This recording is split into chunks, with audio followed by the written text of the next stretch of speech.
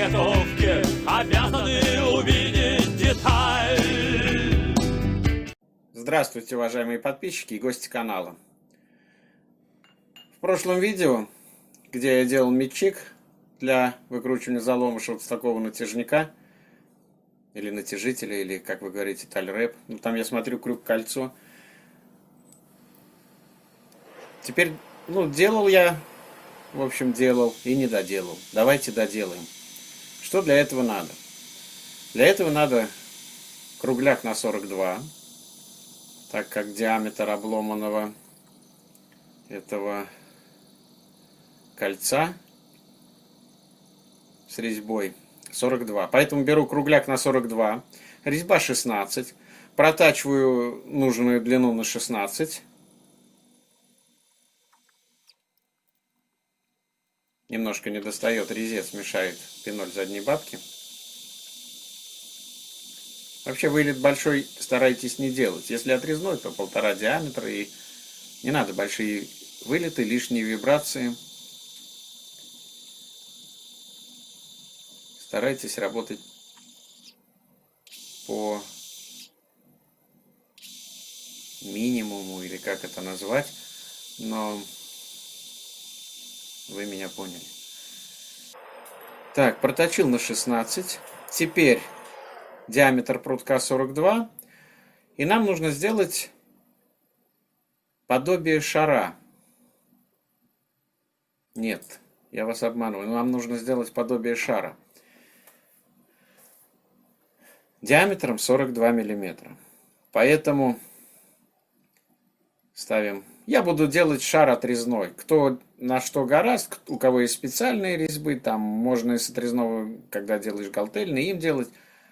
Я делаю обычным отрезным.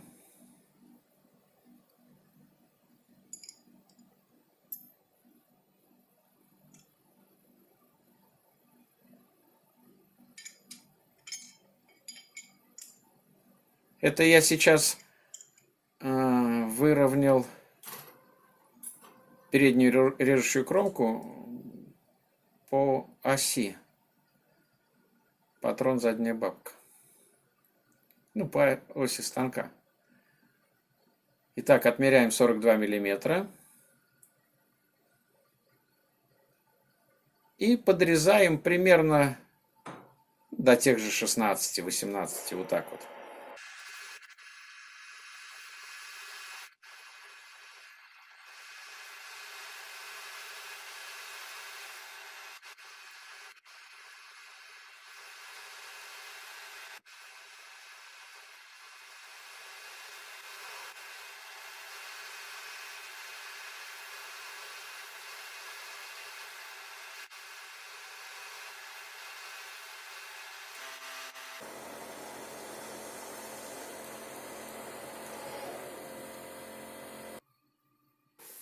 Даже чуть больше, наверное, получилось, чем 18. Ну ладно. Подрезали. Теперь начинаем делать саму эту форму, сферу. Конечно, это не сделаешь идеально руками, без всяких там приспособлений. Есть, я видел, приспособления, широточки. Мне это ни к чему, я шары не точу. Поэтому... Так, на чем я остановился? Не сделаешь идеально руками, не сделаешь даже близко к идеальному. Но что-то все равно получится. Главное, вот это расстояние 42, вот,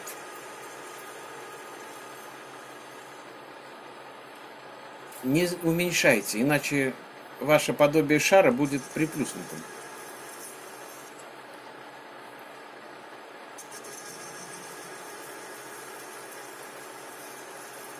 Почему я делаю, не оставлю так, ведь можно же отверстие снять бока, просверлить так отверстие, и деталь-то работать будет. Но когда делаешь вот это подобие шара, то отверстие можно поймать так, что оно будет равноудаленно Ну, то есть оно будет находиться по центру.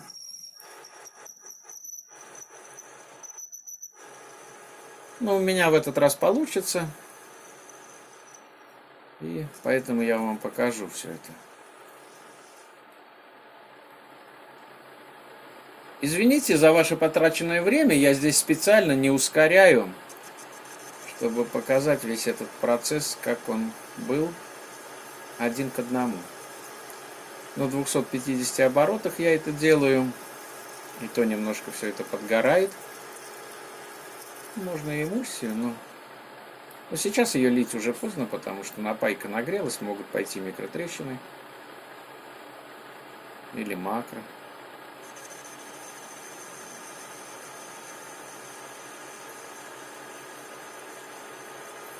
Не зацикливайтесь в одну сторону, точить сразу. Сделали одну, сделали вторую. Потом опять вернулись к первой. Так даже легче. Можно положить где-нибудь напротив, вот на резцодержку, монету. И ориентироваться по монете так визуально.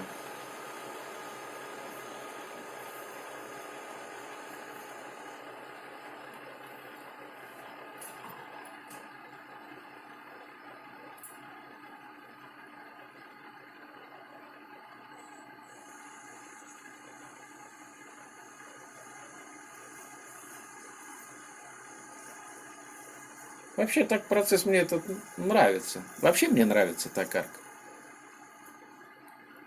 Я, бывает, даже в этой жизни не так уж и много удовольствий.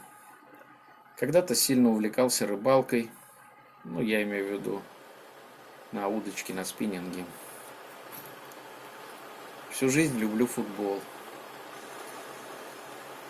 Любил и бегать, ну, естественно, смотреть. Не повезло нам с областной командой, с нашим «Соколом». Было дело. Посещали и матчи. Но сейчас это уже не интересно. Так вот, токарка это тоже для меня не работа. Это, конечно, неохота говорить высокими словами, там, типа смысл жизни или еще что-нибудь. Но я люблю токарку. Свою работу я очень люблю.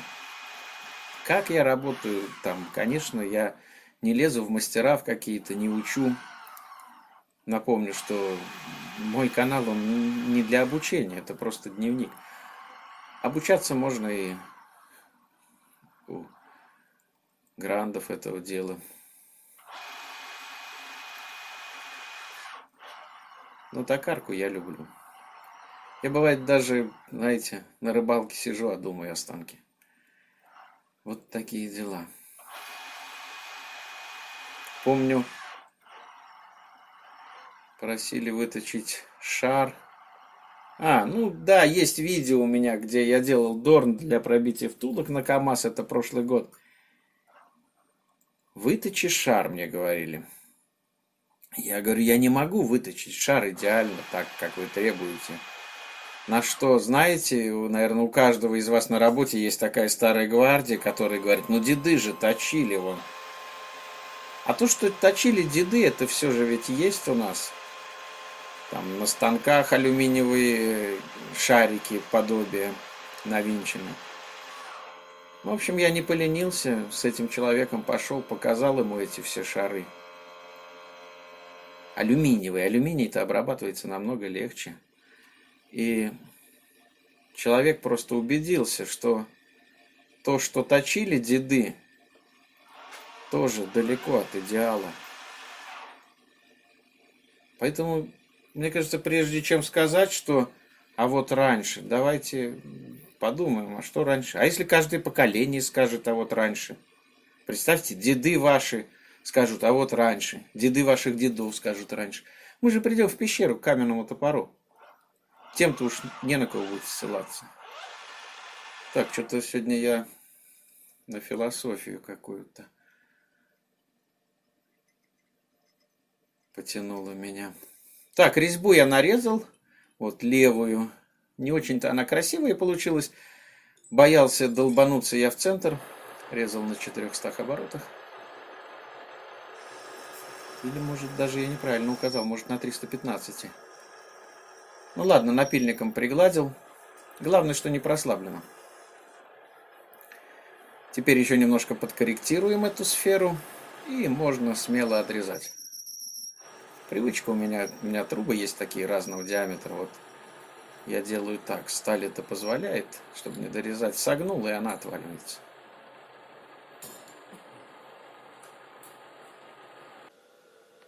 Вы говорите, Пиптик это Дмитрий Бербайер?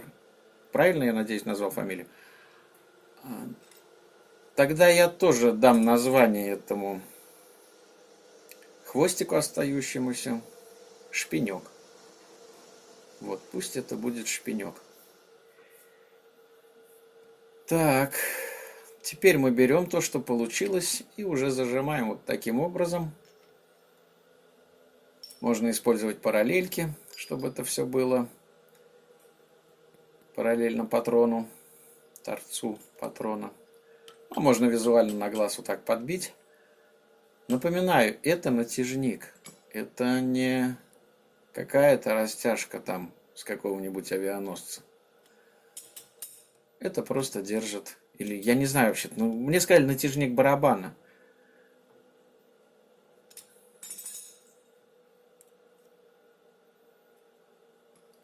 Замеряем оригинал. Да, там на оригинале еще есть такой маленький такой отросток, скажем. Ему сказали не делать, он вообще никакой роли не играет. Он для вращения, что ли. Но можно было бы его тоже сделать, просверлив и запрессовав туда, соответственно, стерженек этот. Так, теперь сторцовываем бока до нужного размера.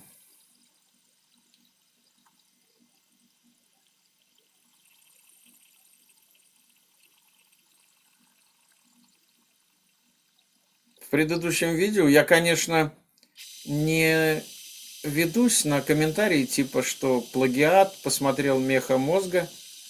Но я вам благодарен, потому что я не знал про канал. Я вообще не смотрю как бы токарей. Я смотрю Алима Арспро. Ну, да простит меня Алим. Алим же не профессиональный токарь. И мне интересно все это смотреть. Он там тоже выдумывает. Он сродни колхозному токарю. Попрошу Алима не принимать мои слова глубоко к сердцу. Вот. Он тоже там изобретает всякое такое. И вот я узнал про канал Мехамозг из ваших комментариев. Потому что, ну, сделал я мечик. У меня это требовало необходимость моя производственная. Ну, сделал до этого Мехамозг. Так что ж теперь? Мне мечики больше не делать, чтобы не повторять за ним? Или, например, сегодня в обед у меня была мысль насчет стримов, вообще-то так все это.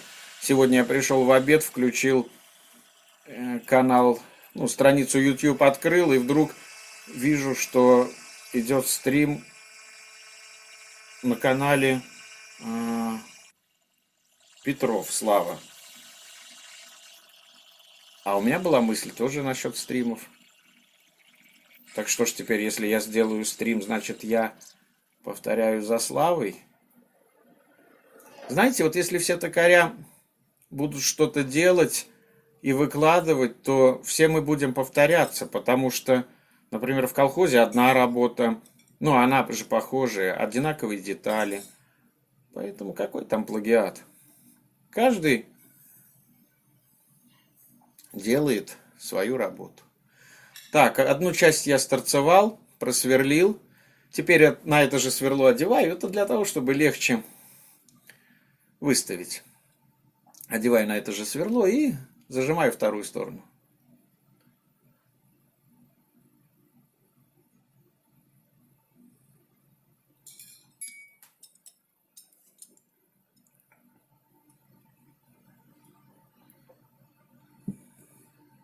А я попробую стрим. Когда у меня будет работа такая, что меня не будут дергать, например, каждые там 20 минут не будет подходить бригадир.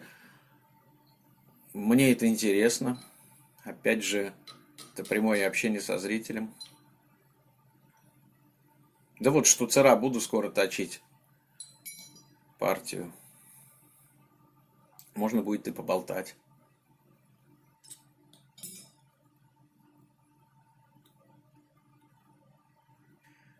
Ну вот зажал, вращаю. Сверло вроде не гуляет. Здесь даже можно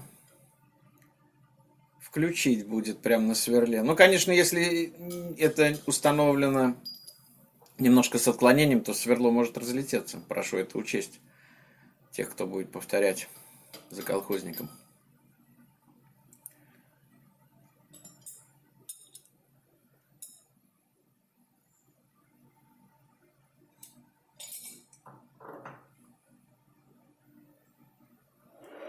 Ну, немножко. Все равно растачивать. Отверстие это я не сверлю сразу в размер, прошу учесть.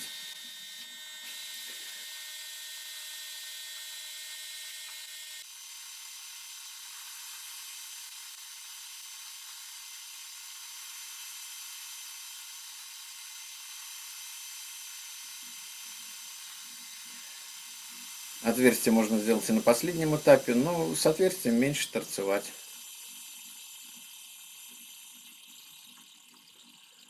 Видите, отверстие получается по центру, в принципе. Не прижато ни вперед, ни назад, ни... Ну, в бок-то оно не прижмется. Оно может прижаться либо к резьбе, либо оттолкнуться от резьбы. Вот поэтому и делал я это подобие шара. Маленький резьбовой сюда, слава богу, проходит. Почему я делаю эти вещи маленьким резьбовым? Ну, вообще резьбовым, а не каким-то там расточным для глухих отверстий или просто расточным. Потому что этим же резьбовым можно сразу снять фаски с обоих сторон. Не стесняйтесь снимать фаски. Я сейчас скажу фразу, она, только ради бога, я ее не примеряю к себе, но запомните, наличие фаски показывает работу мастера.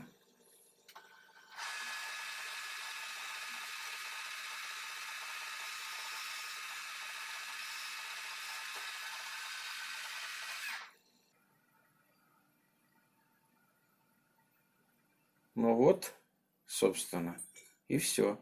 Как сильно бросается в глаза наклон левой резьбы.